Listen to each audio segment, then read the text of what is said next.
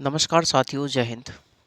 कैसे हैं आप सभी लोग? उम्मीद है आप सभी लोग बहुत अच्छे होंगे और साथियों आप सभी लोग अपनी तैयारी सुचारू ढंग से कर रहे होंगे। तो आज के सेशन में आप सभी का स्वागत है। आ जाइए साथियों। और लास्ट सेशन में हम लोग बात कर रहे थे आधुनिक राजनीतिक सिद्धांत के बारे में। और आधुनिक राजनीतिक सिद्धांत के बारे में हम लोगों ने सभी पहलुओं पर बात की। उसके बाद हम लोगों ने उत्तर व्यवहारवाद के बारे में जाना। ठीक भैया, उत्तर व्यवहारवाद के बारे में भी जाना। हमने आपको बताया था लास्ट में जाते जाते कि उत्तर व्यवहारवाद अंतर विषयक उपागम पर आधारित होता है। किस पर? उत्तर व्यवहारवाद अंतर विषयक उपागम पर आधारित होता है। और ये जो अंतर विषयक उपागम था ये 20वीं शताब्दी में अस्तित्व में आया, यानी द्वितीय विश्व युद्ध के बाद अस्तित्व में आया। अंतर विषयक उपागम का मतलब क्या होता है साथियों? मैंने आपको बताया होगा कि हमें किसी विषय का अध्ययन करते समय केवल उसी विषय तक सीमित नहीं रहना है, बल्कि हमें समाज विज्ञान के और विषयों के साथ उसका अध्ययन करना है। मतलब समाज विज्ञान के अन्य विषयों का भी अध्ययन करते हुए अपने सब्जेक्ट को, अपने विषय को क्या करना है? मजबूत बनाना है। ये बात हमारी हुई थी। आज के सेशन में हम लोग बात करें साथियों कि ये जो हम बता रहे थे आपको, ये द्वितीय विश्व युद्ध जो था, द्वितीय विश्व युद्ध के बाद राजनीतिक शास्त्र में क्या परिवर्तन हुआ। तो द्वितीय विश्व युद्ध के पहले तक साथियों, द्वितीय विश्व युद्ध के पहले तक जो राजनीतिक शास्त्र था, राजनीतिक शास्त्र के अंतर्गत राज्य सरकार और संप्रभुता का अध्ययन किया जाता था। समझते रहिएगा आप। तो राज्य सरकार और संप्रभुता का अध्ययन किया जाता था द्वितीय विश्व युद्ध के पहले तक। लेकिन द्वितीय विश्व युद्ध के पश्चात राज्य सरकार और संप्रभुता के साथ साथ राजनीतिक शास्त्र में साथियों मनुष्य के राजनीतिक व्यवहार को जानने पर भी बल दिया गया। और द्वितीय विश्व युद्ध के पश्चात साथियों ये जो संप्रभुता थी, संप्रभुता का जो स्थान था, संप्रभुता का स्थान शक्ति, सत्ता और प्रभाव ने ले लिया था। शक्ति, सत्ता और प्रभाव ने ले लिया था। मैंने आपको क्या बताया कि द्वितीय विश्व युद्ध के पहले तक जो राजनीतिक शास्त्र सब्जेक्ट है उसके अंतर्गत केवल राज्य सरकार और संप्रभुता का अध्ययन किया जाता था, जबकि द्वितीय विश्व युद्ध के पश्चात राजनीतिक शास्त्र के अंतर्गत राज्य सरकार और संप्रभुता के साथ साथ मनुष्य के राजनीतिक व्यवहार को जानने पर भी बल दिया गया। और संप्रभुता का स्थान शक्ति, सत्ता और प्रभाव ने ले लिया था। शक्ति, सत्ता और प्रभाव ने ले लिया। ये बात हमारी हुई। ठीक है भैया, तो बात करते हैं। इतना लिखें, साथ के साथ चलेंगे साथियों। क्या लिखें?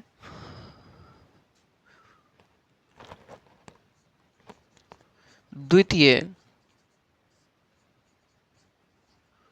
विश्व युद्ध जहां आप लोगों ने छोड़ा था उसके बाद ही लिखना चालू करते हैं। द्वितीय विश्व युद्ध के पहले तक राजनीतिक शास्त्र के अंतर्गत राजनीतिक शास्त्र के अंतर्गत राज्य सरकार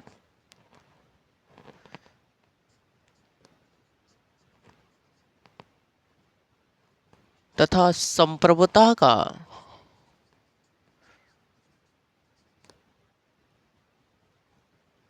अध्ययन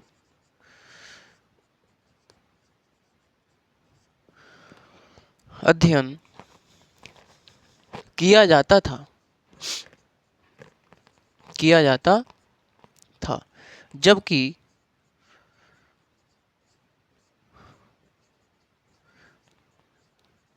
द्वितीय विश्व युद्ध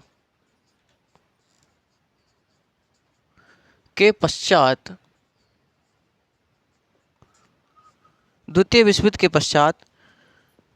राजनीतिक शास्त्र के अंतर्गत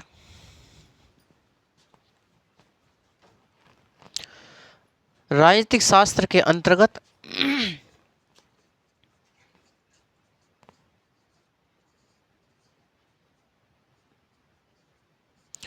अंतर्गत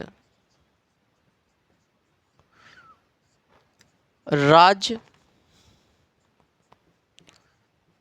सरकार तथा संप्रभुता के साथ साथ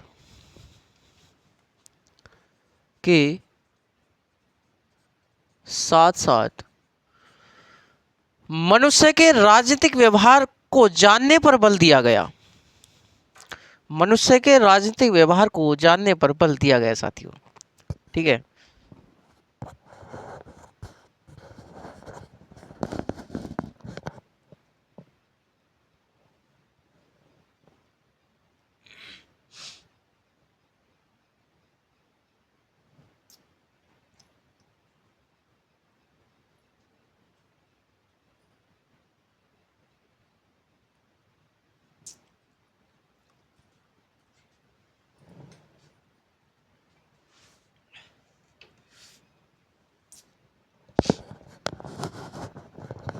चलिए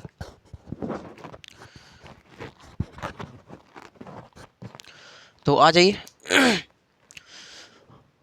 तो राज्य सरकार तथा संप्रभुता के साथ साथ मनुष्य के राजनीतिक व्यवहार को जानने पर भी बल दिया गया। बल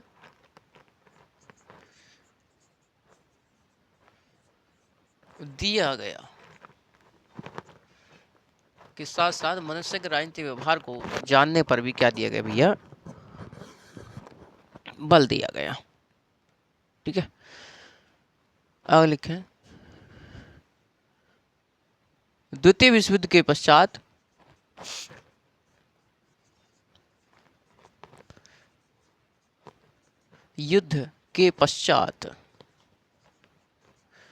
द्वितीय विश्व युद्ध के पश्चात संप्रभुता का स्थान, जो संप्रभुता है, संप्रभुता का स्थान किसने? शक्ति,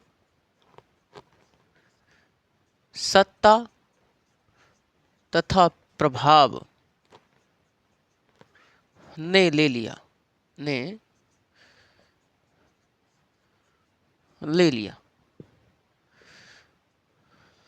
ठीक है, बात करें, पहले देख रहे हैं भैया किसने ले लिया, संप्रभुता का स्थान किसने ले लिया मेरे साथी? तो जो संप्रभुता थी, संप्रभुता का स्थान किसने लिया? शक्ति, सत्ता तथा प्रभाव ने इसका स्थान ले लिया। बात करें शक्ति की, शक्ति, ये जो शक्ति है, शक्ति क्या है भाई साहब? शक्ति का क्या अर्थ है? शक्ति का मतलब होता है कि किसी एक व्यक्ति द्वारा दूसरे व्यक्ति, किसी एक व्यक्ति द्वारा दूसरे व्यक्ति के और एक राष्ट्र द्वारा दूसरे राष्ट्र के मस्तिष्क और क्रियाकलापों पर नियंत्रण शक्ति कहलाता है। मैंने आपको बताया कि शक्ति का है, शक्ति का मतलब है गुरुजी कि एक राष्ट्र, इनके एक व्यक्ति द्वारा दूसरे व्यक्ति के और एक राष्ट्र द्वारा दूसरे राष्ट्र के मस्तिष्क और क्रियाकलापों पर नियंत्रण, उस पर नियंत्रण स्थापित करना। समझ में आई बात? ये क्या है? शक्ति। लिखिए,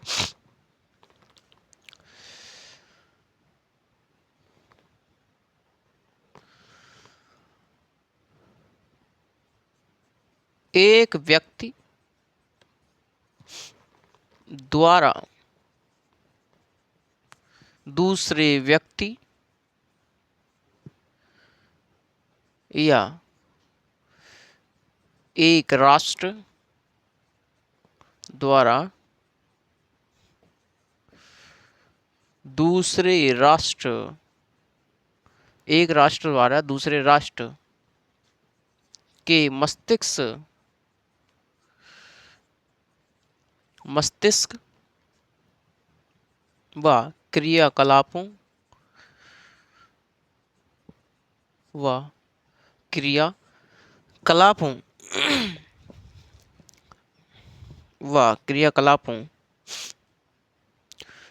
पर नियंत्रण स्थापित करना।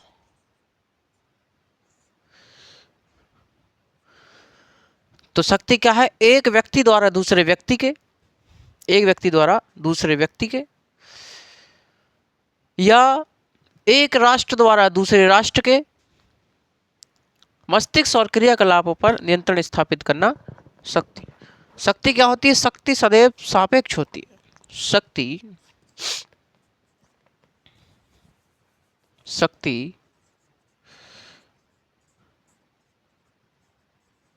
सदैव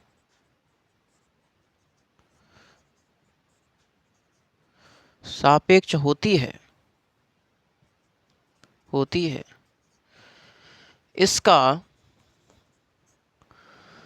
इसका मापन संभव नहीं है साथियों। शक्ति का मापन संभव नहीं है। इसका मापन संभव नहीं है।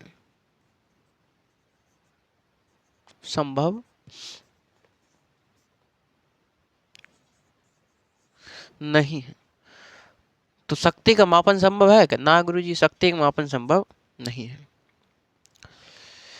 एक राष्ट्र के अंतर्गत 3 प्रकार की शक्ति पाई जाती है साथियों। देखिए, एक राष्ट्र के अंतर्गत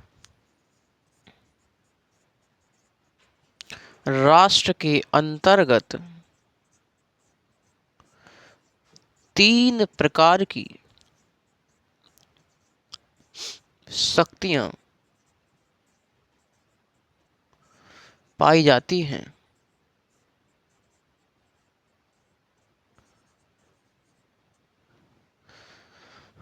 नंबर 1, राजनीतिक शक्ति।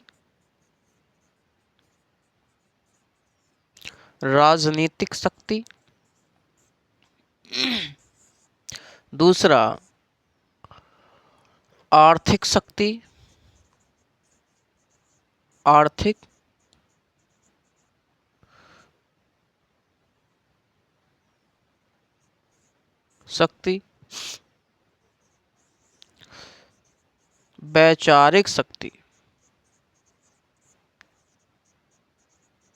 वैचारिक शक्ति।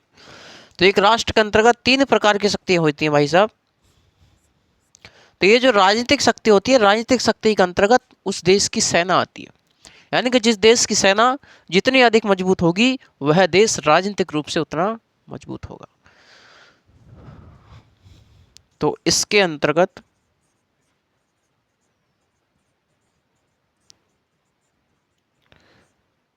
सेना आती है। आर्थिक शक्ति का मतलब है प्राकृतिक संसाधन जो है, प्राकृतिक संसाधन किसके हाथ में है? प्राकृतिक संसाधनों पर कब्जा किसका है? या जो आर्थिक संसाधन है, जो रिसोर्सेस हैं, किसके? इनकम के। तो प्राकृतिक संसाधन किसके हाथ में है या फिर जो आर्थिक संसाधन किसके हाथ में है? वर्तमान में यदि देखा जाए साथियों, तो हमारे यहाँ आर्थिक असमानता है। आर्थिक समानता नहीं, बल्कि आर्थिक असमानता है। वो क्यों है? क्योंकि ये जो प्राकृतिक संसाधन है, इनका सही मायने में समान रूप से वितरण नहीं किया गया है। यही तो बात रॉल्स ने कही। रॉल्स ने 20वीं शताब्दी में अपने न्याय सिद्धांत का प्रतिपादन किया। उन्होंने यही तो कहा कि समाज में मूल समस्या क्या है? गरीबी की मूल समस्या यह है कि प्राकृतिक संसाधनों का सही समान रूप से वितरण नहीं किया गया है। इसलिए समाज का केवल 1-2% ही व्यक्ति क्या है? अमीर है। बकाया 95-98% जनता क्या है? गरीबी रेखा, गरीबी श्रेणी में जी रही है। बहुत से लोग तो ऐसे भी हैं साथियों जिन्हें 2 वक्त की रोटी भी नसीब नहीं हो पा रही। क्यों नहीं हो पा रही? सरकार की आर्थिक गलत नीतियों के चलते, सामाजिक गलत नीतियों के चलते, राजनीतिक गलत नीतियों के चलते। तो चलिए, आर्थिक शक्ति में क्या है, इसके अंतर्गत प्राकृतिक संसाधन व आर्थिक संसाधन आते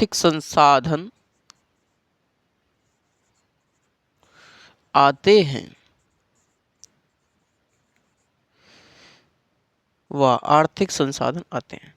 वैचारिक शक्ति का मतलब है कि उस देश की विचारधारा कैसी है, उदारवादी विचारधारा है, लोकतांत्रिक विचारधारा है, समाजवादी विचारधारा है, फांसीवादी विचारधारा है, या उस देश की विचारधारा कैसी है, उस देश की विचारधारा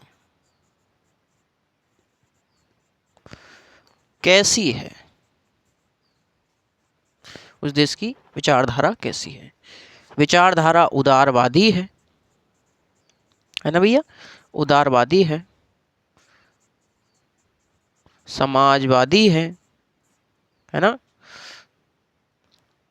या लोकतांत्रिक है, या फांसीवादी है। तो उस देश की विचारधारा कैसी है, इस बात पर डिपेंड करता है वैचारिक शक्ति। ठीक है भैया, बहुत बढ़िया। बात करें सत्ता की, ये भी, ये जो शक्ति होती है, शक्ति जब वैधानिकता का रूप ले लेती है, यानी कि शक्ति जब वैधानिक रूप ले लेती है, कानूनी रूप ले लेती है, तो वह क्या कहलाती है, वह सत्ता कहलाती है। ठीक है, इसमें लिखे किसमें सत्ता में, जब शक्ति को वैधानिकता,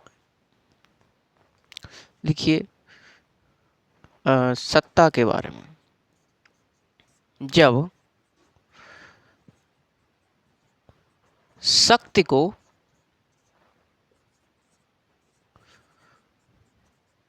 वैधानिकता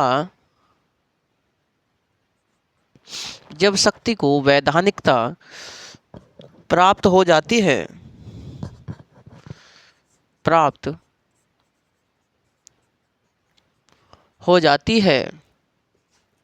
तो वही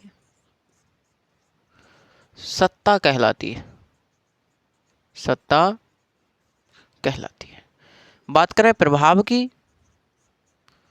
तो प्रभाव क्या भैया, प्रभाव को हम ऐसे जान सकते हैं कि जो शक्ति है, शक्ति में से भाई साहब बल,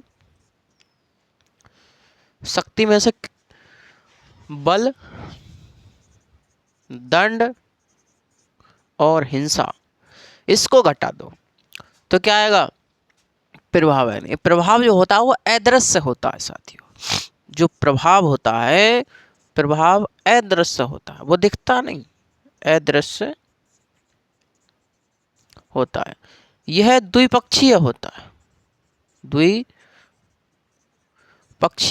है, होता है।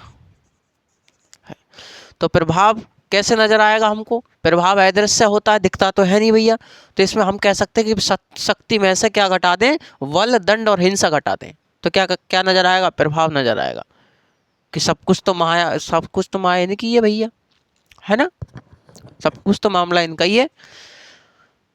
तो प्रभाव अदृश्य होता है, ये दिखता नहीं है साथियों। इतनी बात आपको याद रखेंगे आप लोग, अरे हाँ या ना, ठीक है भैया, यहाँ तक चलिए, बहुत अच्छी बात है। आगे बात करते हैं साथियों कुछ परंपरागत राजनीतिक सिद्धांत जो हम लोगों ने पढ़ा था।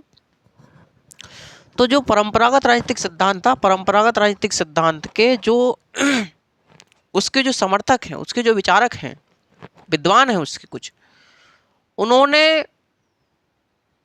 कुछ वर्गों में अपनी अपनी परिभाषाएं प्रस्तुत करी, अपनी परिभाषाएं दी, और उन परिभाषाओं को निम्नलिखित कुछ वर्गों में बांटा गया। जैसे राज्य के अध्ययन के रूप में,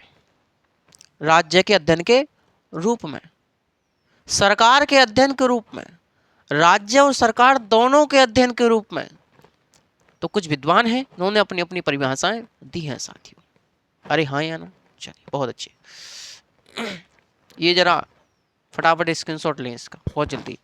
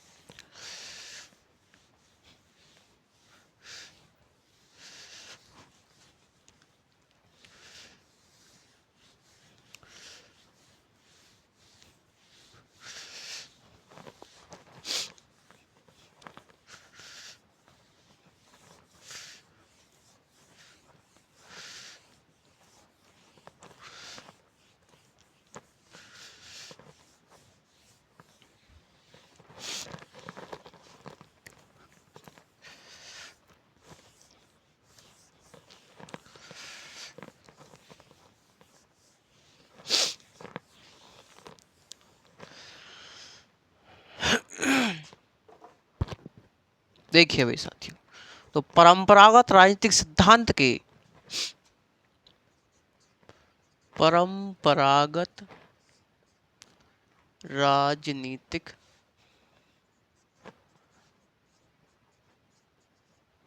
सिद्धांत के विद्वानों द्वारा कुछ परिभाषाएं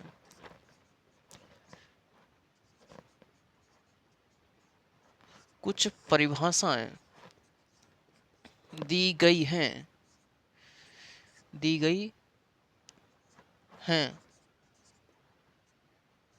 जो कि या फिर जिन्हें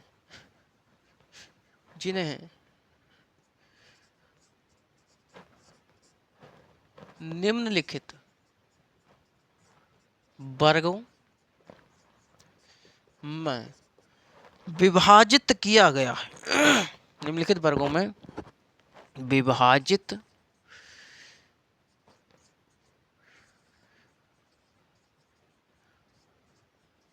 किया गया है। निम्नलिखित वर्गों में विभाजित किया गया है।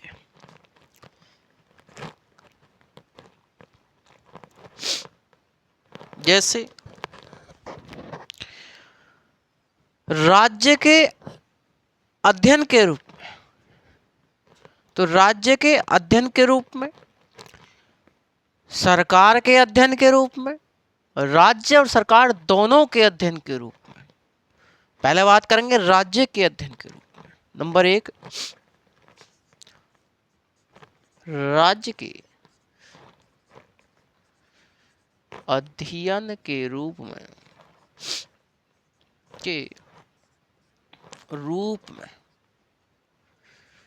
राज्य के अध्ययन के रूप में। ठीक है साथियों, तो चलिए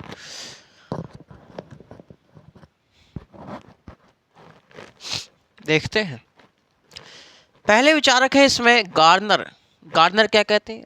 गार्नर कहते हैं कि राजनीतिक विज्ञान में, यानी कि राजनीतिक विज्ञान जो है उसका उदय और अंत राज्य में होता है। गार्नर कहते हैं कि राजनीतिक विज्ञान का उदय और अंत राज्य में होता है। देखिए गार्नर का कथन है, गार्नर के अनुसार लिखें, गार्नर के अनुसार राजनीतिक विज्ञान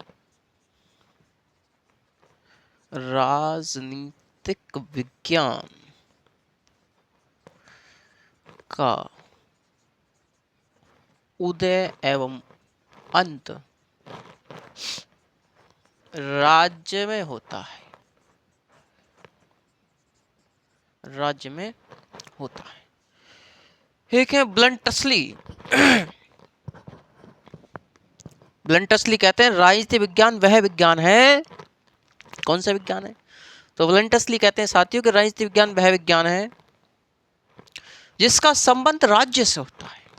जिसका संबंध किससे है? जिसका संबंध राज्य से है, जो यह समझाने का प्रयत्न करता है, जो यह समझाने का प्रयत्न या प्रयास करता है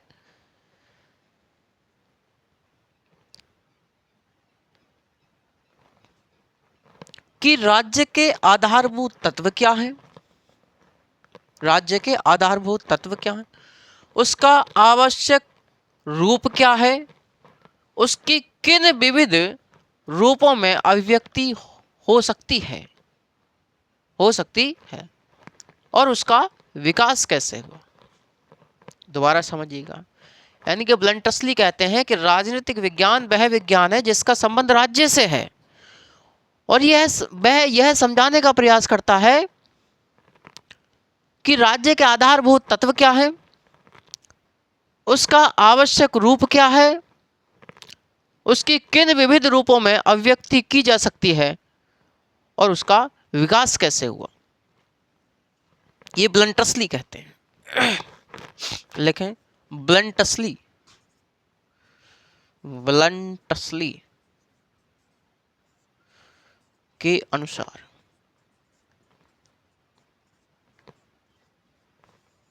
ब्लंटसली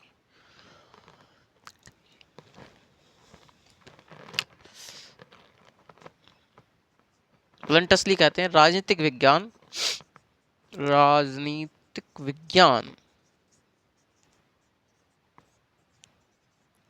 वह विज्ञान है जिसका संबंध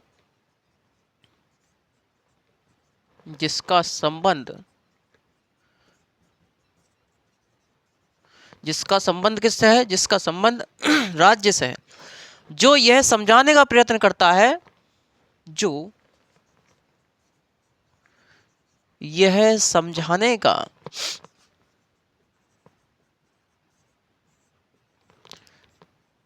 प्रयत्न करता है कि राज्य के आधारभूत तत्व क्या है, कि राज्य के आधारभूत तत्व क्या है, उसका आवश्यक रूप क्या है, उसका आवश्यक रूप क्या है, तथा इनकी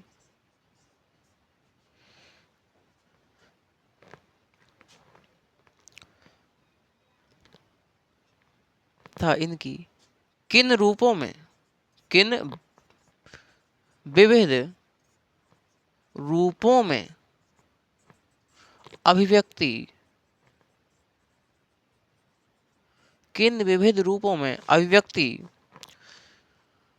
होती है,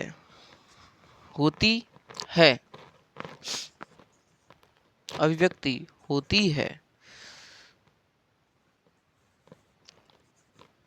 अभिव्यक्ति होती है, और इसका विकास कैसे हुआ, और इसका विकास कैसे हुआ।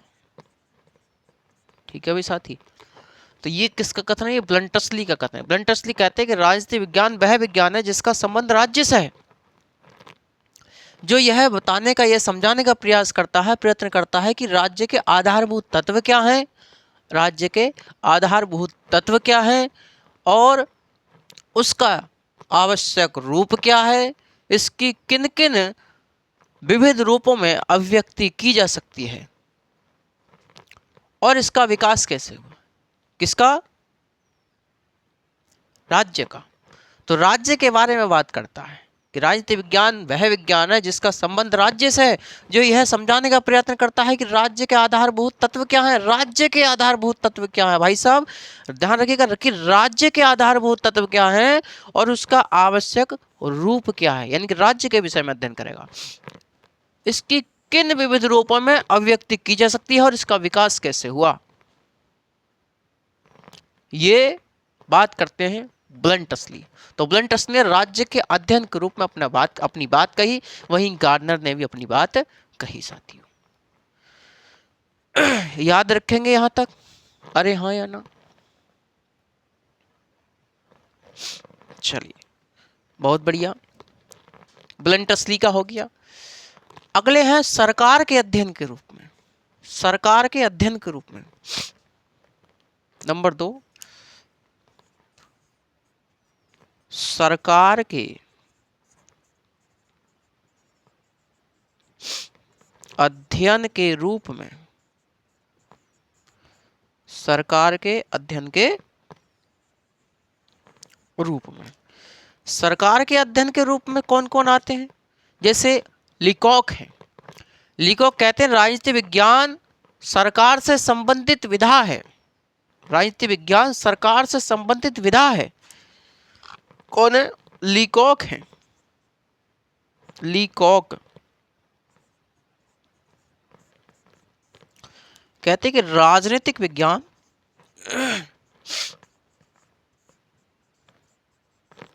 राजनीतिक विज्ञान सरकार से संबंधित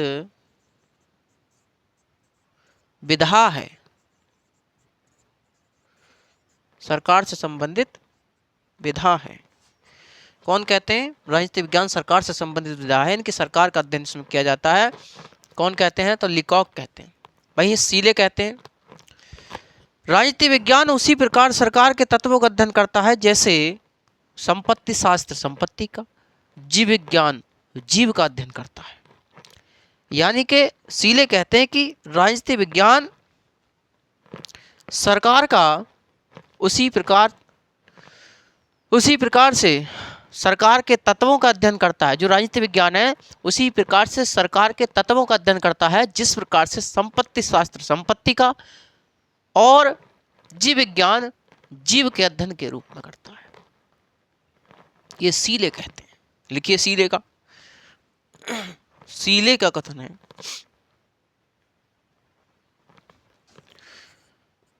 सीले,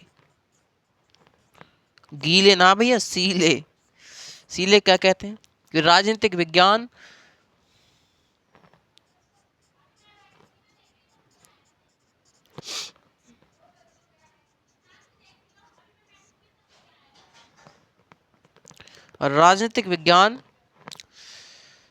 उसी प्रकार सरकार के तत्वों का अध्ययन करता है। उसी प्रकार सरकार के तत्वों का अध्ययन करता है। सरकार के तत्वों का अध्ययन करता है जिस प्रकार संपत्ति शास्त्र संपत्ति का और जीव विज्ञान जीव का अध्ययन के रूप में करता है।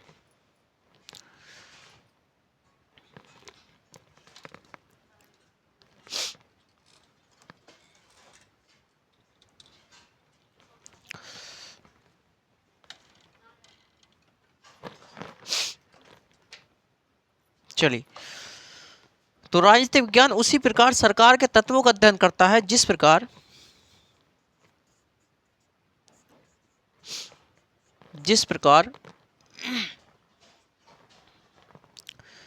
प्रकार संपत्ति शास्त्र संपत्ति का और जीव विज्ञान जीव विज्ञान जीव का अध्ययन करता है। अध्ययन करता है। तो सीले यही बात कहते हैं कि राजनीति विज्ञान उसी प्रकार सरकार के तत्वों का अध्ययन करता है जिस प्रकार संपत्ति शास्त्र संपत्ति और जीव विज्ञान जीव का अध्ययन करता है। यानी कि तो सरकार के अध्ययन के रूप में दो व्यक्तियों ने अपनी परिभाषा दी, लीकॉक और सीले। वहीं राज्य के अध्ययन के रूप में गार्नर और ब्लंटसली।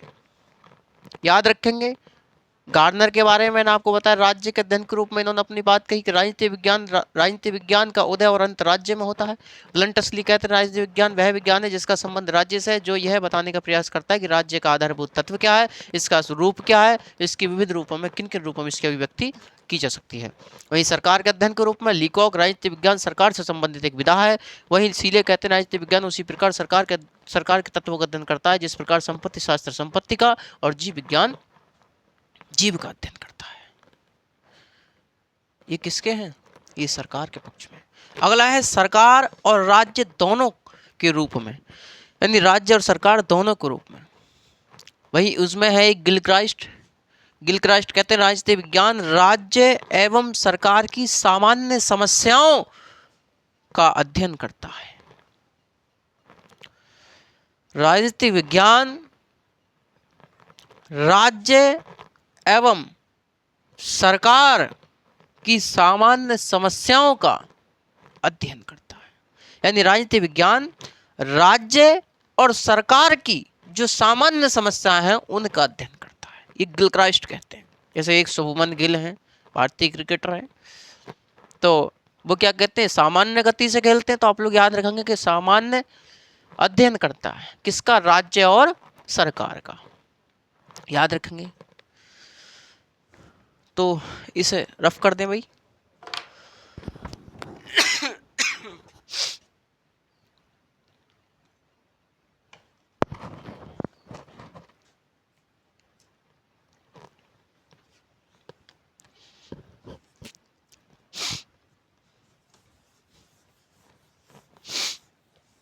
साथियों, ये कथन समझ लीजिएगा, क्वेश्चन बार बार पूछा जाता है यहाँ से। अगर ये सब चीज़ें, ये कथन, ये चैप्टर यदि आपको याद हो जाएगा तो ये समझ लीजिएगा यहाँ से एक क्वेश्चन तो हर एग्जाम में आपको देखने को मिलता है। 1 से 2 क्वेश्चन, 1 से 2 क्वेश्चन आपको यहाँ से देखने को मिलते हैं।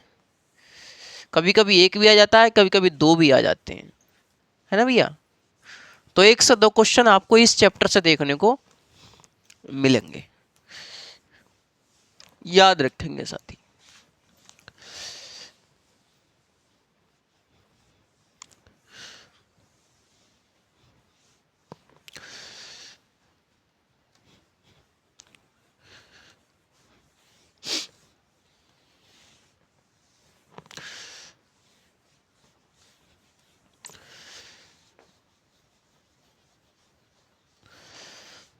मुझे साथियों ऐसा एहसास हुआ कि अभी हमको एक क्लास और लेनी पड़ेगी, इसी में एक क्लास और लेनी पड़ेगी, जब जाके ये चैप्टर समाप्त होगा। एक क्लास होगी कि राजनीति विज्ञान का अन्य विषयों के साथ संबंध कैसा रहा, चाहे इतिहास के साथ संबंध कैसा रहा, अर्थशास्त्र के साथ संबंध कैसा रहा, दर्शन के शास्त्र संबंध कैसा रहा है, समाजशास्त्र के साथ संबंध कैसा रहा। तो इन संबंधों पर एक क्लास होगी, ठीक है भैया।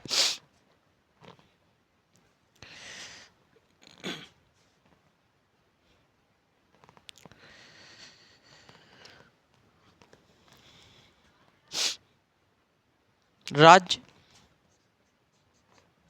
व सरकार के अध्ययन के रूप में यानी कि राज्य और सरकार दोनों के अध्ययन के रूप में। तो कौन आते हैं? गिलक्राइस्ट आते हैं। कौन से क्राइस्ट भैया? गिलक्राइस्ट। शुभमन गिल आ गए साहब। गिलक्राइस्ट क्या कहते हैं? राजनीतिक विज्ञान राज्य एवं सरकार की सामान्य समस्याओं का अध्ययन करता है। राजनीतिक विज्ञान, राजनीतिक विज्ञान राज्य एवं सरकार की सामान्य, राज्य एवं सरकार की सामान्य समस्याओं का अध्ययन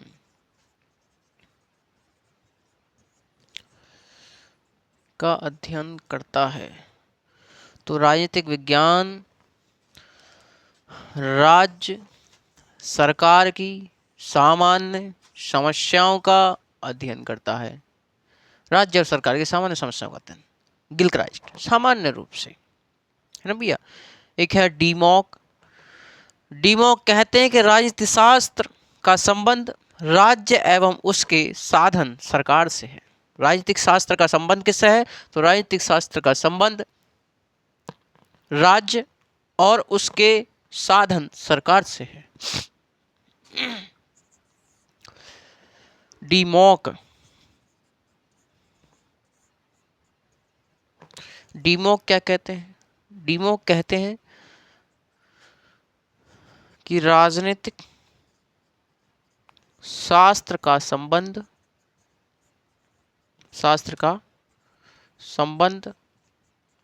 राज्य तथा उसके साधन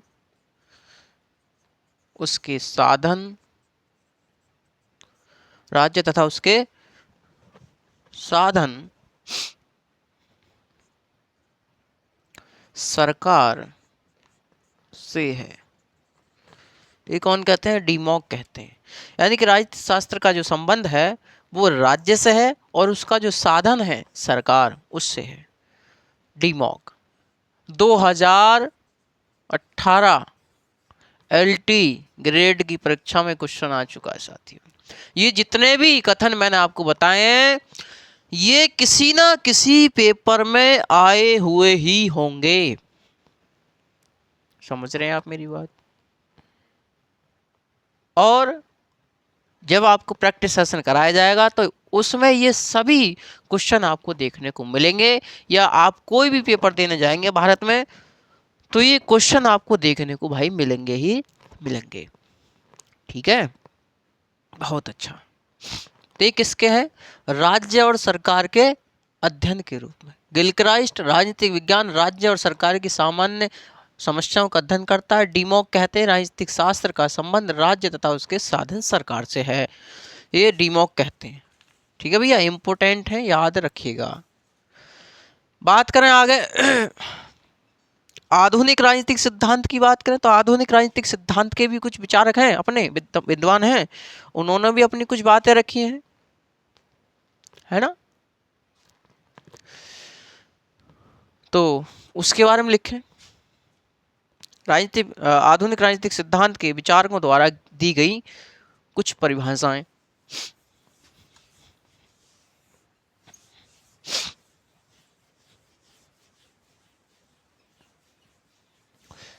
चलिए,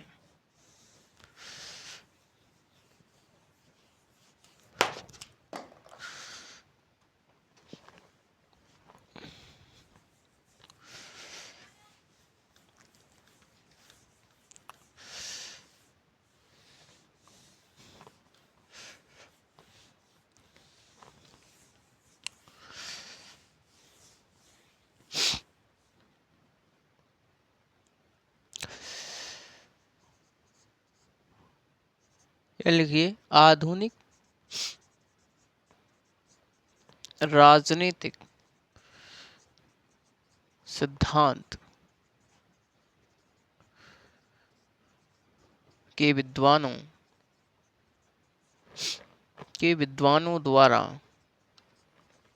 दी गई कुछ परिभाषाएं।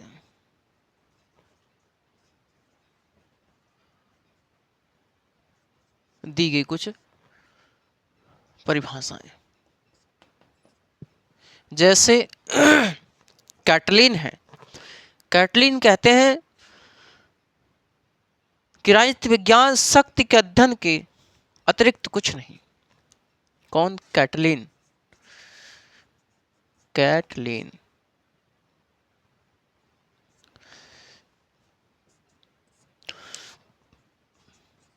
राजनीति विज्ञान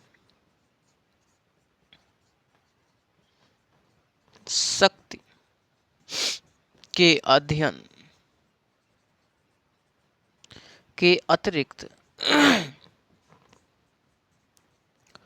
और कुछ नहीं।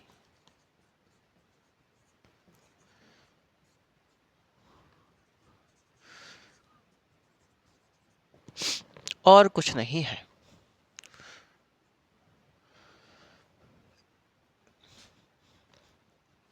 एक है बिलोवी। बिलोवी कहते हैं कि राजनीतिक विज्ञान के अंतर्गत राज्य सरकार और संप्रभुता की व्याख्या की जाती है। बिलोवी बिलोवी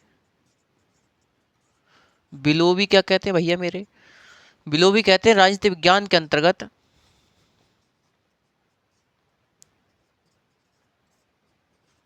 विज्ञान के अंतर्गत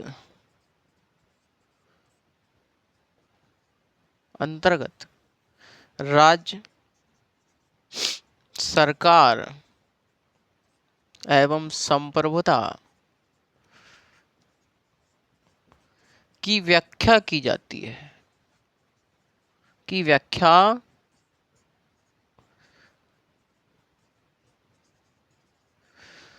व्याख्या की जाती है। ये बिलोवी कहते हैं साथियों। गेटल है, गेटल कहते हैं राजनीति विज्ञान राज्य कैसा रहा कि ऐतिहासिक खोज, यानी कि राजनीति विज्ञान में किस किस का अध्ययन किया जाता है। गेटल कहते हैं कि राजनीतिक विज्ञान में राज्य कैसा रहा कि ऐतिहासिक खोज, राज्य कैसा है का विश्लेषण करता है कि राज्य कैसा होना चाहिए कि राजनीतिक व नैतिक परिकल्पना है। कि राजनीतिक विज्ञान क्या है? तो कहते हैं राजनीतिक विज्ञान राज्य कैसा रहा कि ऐतिहासिक खोज, राज्य कैसा होना, यानी कि राज्य कैसा है, राज्य कैसा रहा कि ऐतिहासिक खोज, राज्य कैसा है का विश्लेषण करता है कि राज्य कैसा होना चाहिए कि नैतिक परिकल्पना है। चलिए इसमें लिखें गेटल के अनुसार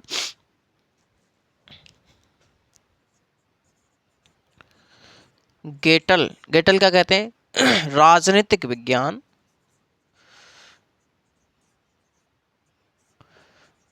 राजनीतिक विज्ञान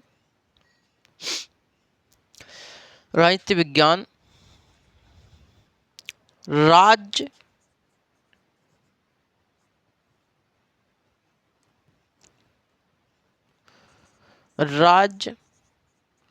कैसा रहा है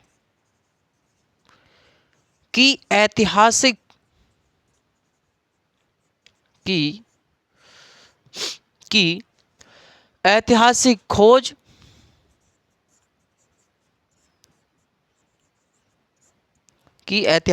खोज, राज्य कैसा है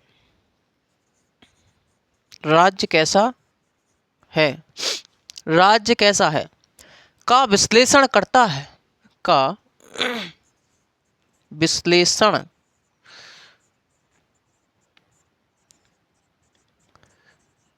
करता है,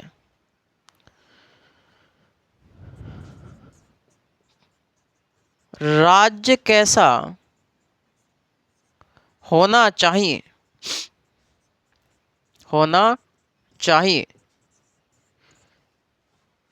कि राज्य कैसा होना चाहिए कि राजनीतिक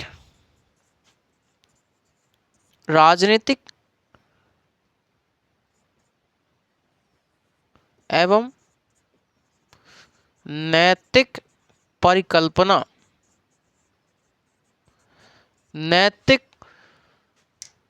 परिकल्पना है।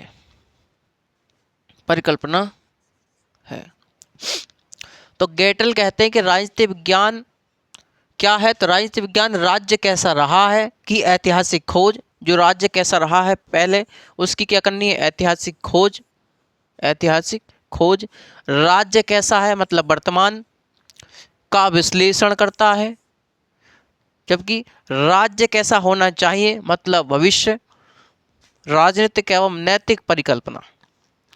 तो गेटल क्या कहते हैं साथियों, गेटल का दूसरा भी कथन याद रखिएगा, क्योंकि दूसरा याद है तो इसमें कोई दिक्कत नहीं होगी, क्योंकि घुमाता है, वो नहीं देगा ये देगा।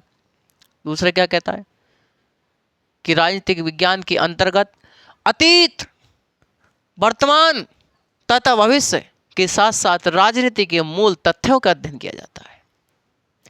तो इसमें का अतीत की बात कर दी मतलब इतिहास की बात कर ली, वर्तमान की बात कर ली कैसा है कैसा होना चाहिए, भविष्य की बात कर ली। तो अतीत वर्तमान और भविष्य तीनों आए तो गेटल यही बात तो कहते हैं।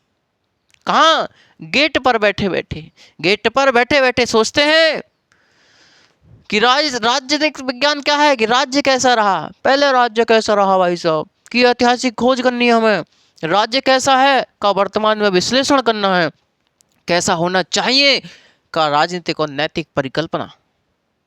कभी परिकल्पना नहीं कर सकते, तो ये बात थी, इंपॉर्टेंट है भाई। तो ये तीन विचारक याद रखेंगे आधुनिक राजनीतिक सिद्धांत के उदय में, कैटलिन है, विलोबी है, गेटल है, याद रखेंगे।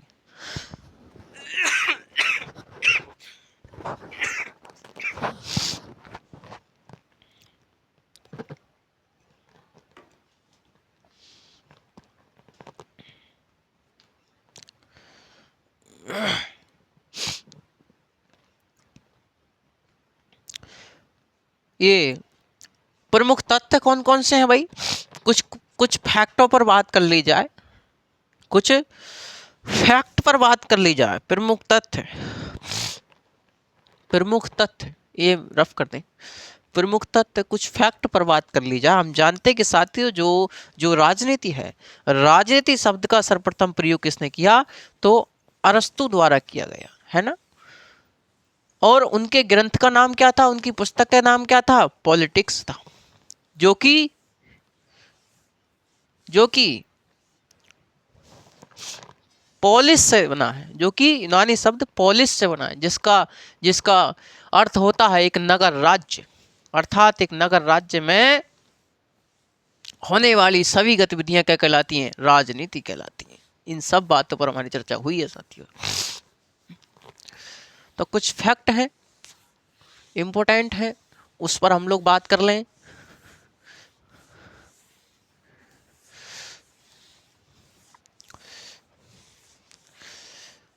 चलिए, प्रमुख तत्व, प्रमुख तथ्य, प्रमुख तथ्य कौन कौन से हैं। जैसे हम जानते हैं कि साथियों जो राजनीति है, राजनीति शब्द का सर्वप्रथम प्रयोग किसने किया था, अरस्तु ने किया। और किस पुस्तक में, अपनी पॉलिटिक्स नामक पुस्तक में। लिखिए, राजनीति का सर्वप्रथम प्रयोग अपनी अरस्तु ने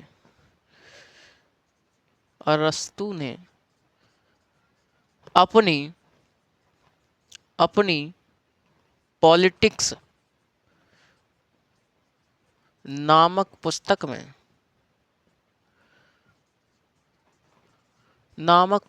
में किया। तो पॉलिटिक्स नामक पुस्तक में अरस्तु ने सर्वप्रथम इसका प्रयोग किया। लॉस्की की एक प्रसिद्ध पुस्तक है grammar of politics, Laski grammar of politics, grammar of politics. Grammar of politics किसकी पुस्तक है, तो लॉस्की की है, लॉस्की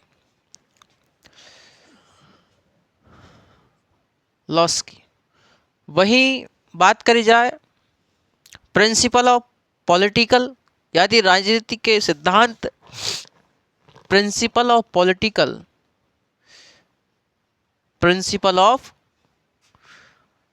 पॉलिटिक्स कह सकते हैं, principle principle of politics, politics यानी राजनीति के सिद्धांत, प्रिंसिपल ऑफ पॉलिटिक्स, ये किसकी पुस्तक है? तो ये विल्सन की पुस्तक है, विल्सन। आगे जो इम्पोर्टेंट बुक हो सकती है इससे संबंधित वो मैं आपको लिखवाऊंगा नेक्स्ट सेशन में, जैसे ही ये चैप्टर समाप्त होगा उसके बाद मैं आपको लिखवा दूंगा।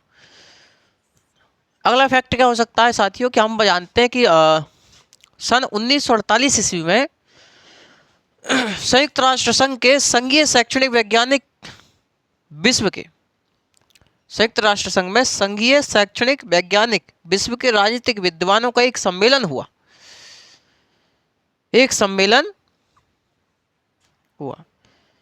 एक सम्मेलन यह इसलिए हुआ कि यह निर्धारित किया जा सके कि राजनीति विज्ञान का विषय क्षेत्र क्या होना चाहिए।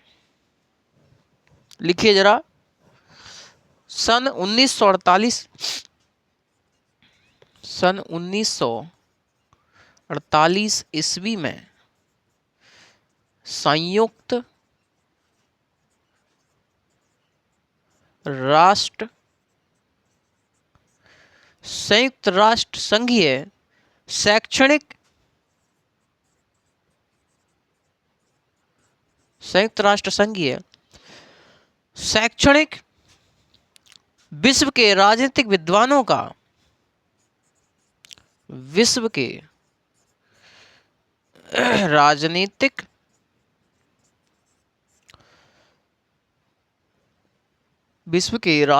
विद्वानों का, विश्व के राजनीतिक विद्वानों का एक सम्मेलन इसलिए हुआ, एक सम्मेलन इसलिए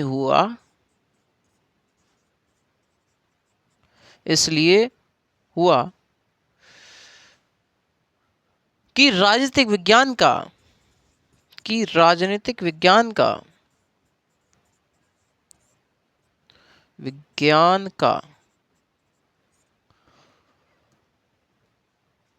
विषय क्षेत्र क्या होना चाहिए। राजनीति विज्ञान का विषय क्षेत्र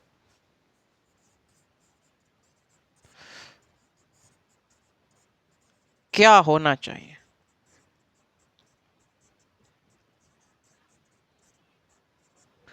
क्या होना चाहिए। तो साथियों मैंने आपको बताया कि राजनीति विज्ञान के विषय क्षेत्र को सुनिश्चित करने के लिए सन 1948 ईस्वी में संयुक्त राष्ट्र संघ संघीय शैक्षणिक विश्व के राजनीतिक विद्वानों का एक सम्मेलन हुआ। यह सम्मेलन इसलिए हुआ कि राजनीतिक जो विज्ञान है उसका विषय क्षेत्र क्या होगा यह निर्धारित किया जा सके। बात यहां तक क्लियर है? अरे हाँ या ना? तो ये बात आपको समझ में आई होगी। साथियों 1970 के ब्रिटेन के आम चुनाव, 1970 के ब्रिटेन के आम चुनाव एवं 1971 और 77 में भारत में जो लोकसभा चुनाव हुए थे उसमें अप्रत्याशित परिणाम जो हमें उम्मीद नहीं थी वह हुआ। यानी कि कांग्रेस पार्टी सोच रही थी कि अपनी सरकार बनेगी, लेकिन 1977 में किसकी सरकार बनी थी आप जानते हैं? तो जनता दल की पार्टी सरकार बनी और जिसे मोरारजी देसाई साहब प्रधानमंत्री बनाए गए थे। उसके बाद उन्होंने 1978 में 44वें संविधान संशोधन किया था। तो 1970 के ब्रिटेन के आम चुनाव और 1971 और 77 में अप्रत्याशित परिणाम के पश्चात बर्क एक व्यक्ति है, बर्क कहते हैं कि राजनीति में भविष्यवाणी करना मूर्खता है। राजनीति में भविष्यवाणी करना क्या है? मूर्खता है। लिखिए 1970 के ब्रिटेन के आम चुनाव व 1971 एवं 1977 1977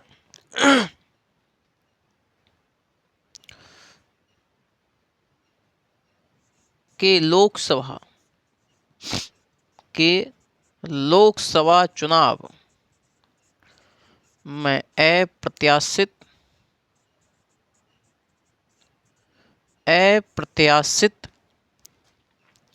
परिणाम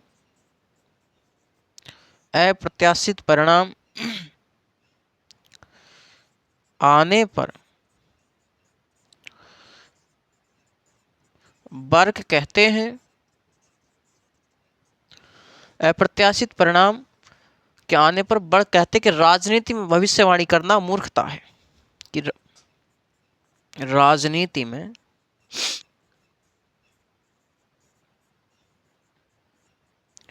भविष्यवाणी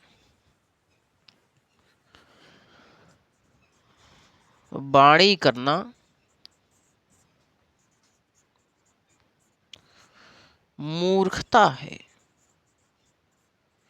जैसे वर्तमान बीजेपी के नेता लोग भविष्यवाणी करते डोलते हैं कि इस बार 400 पार, इतने पार, कितनी आ जाएंगी, इतनी आ जाएंगी। अरे यार तुम मूर्ख आदमी हो, एक बार बताओ कि हमें ये कैसा पता चला कि हमारी इतनी आएंगी और उतनी लगभग उतनी आती है इनकी। इसका मतलब पहले से सिस्टम तैयार है तुम्हारा। तो साथ ही समझने की बात है, हमारे भारत में बहुत गंदी पॉलिटिक्स हो रही है इस समय। जाति धर्म के नाम पर लोग वोट दे रहे हैं और हमारी जनता इतनी मूर्ख है कि वो लोग उनके भावनाओं में बह जाते हैं। लोकतंत्र को भीड़ तंत्र भी कहा जाता है साथियों, और भीड़ भावनाओं में बह सकती है, और ये नेता लोग इस चीज का फायदा ले रहे हैं, है ना। तो ठीक है, तो वर्ग क्या कहते हैं? वर्ग कहते हैं कि राजनीति में भविष्यवाणी करना क्या है? मूर्खता है भाई साहब। आगे आपको पढ़ना होगा राजनीति विज्ञान का अन्य विषयों के साथ संबंध। उसमें आप लोग जानेंगे इतिहास के साथ संबंध। इतिहास में एक फ्रीमैन है, फ्रीमैन कहते हैं इतिहास अतीत की राजनीति है, इतिहास अतीत की राजनीति है, और राजनीति वर्तमान का इतिहास है।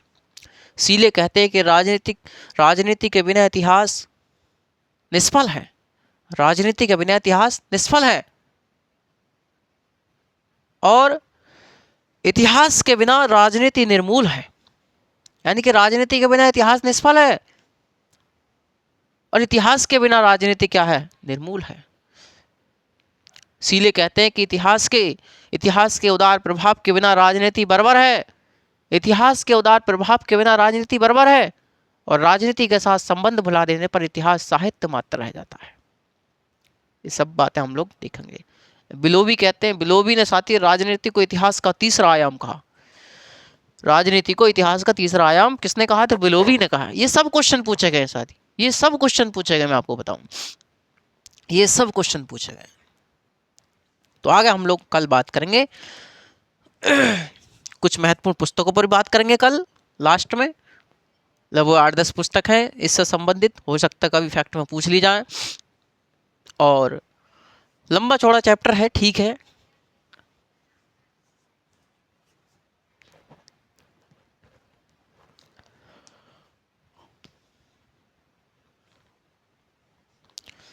तो साथियों सर्दी का मौसम है, आप लोग सही से अपना बंद कमरे में तैयारी करें।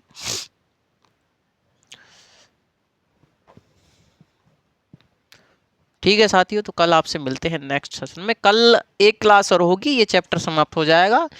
राजनीतिक सिद्धांत का अर्थ, स्वरूप, क्षेत्र, पद्धतियां, उपागम और राजनीति विज्ञान का अन्य विषयों के साथ संबंध, ये चैप्टर आपका समाप्त कल हो जाएगा। ठीक है भैया, तो ठीक है, आज के लिए बस इतना ही। सभी साथी जुड़े हुए हैं और आप सभी के लोगों के लिए बहुत बहुत धन्यवाद। आप सभी ऐसे ही साथ बनाए रखें। नमस्कार, जय हिंद, वंदे मातरम।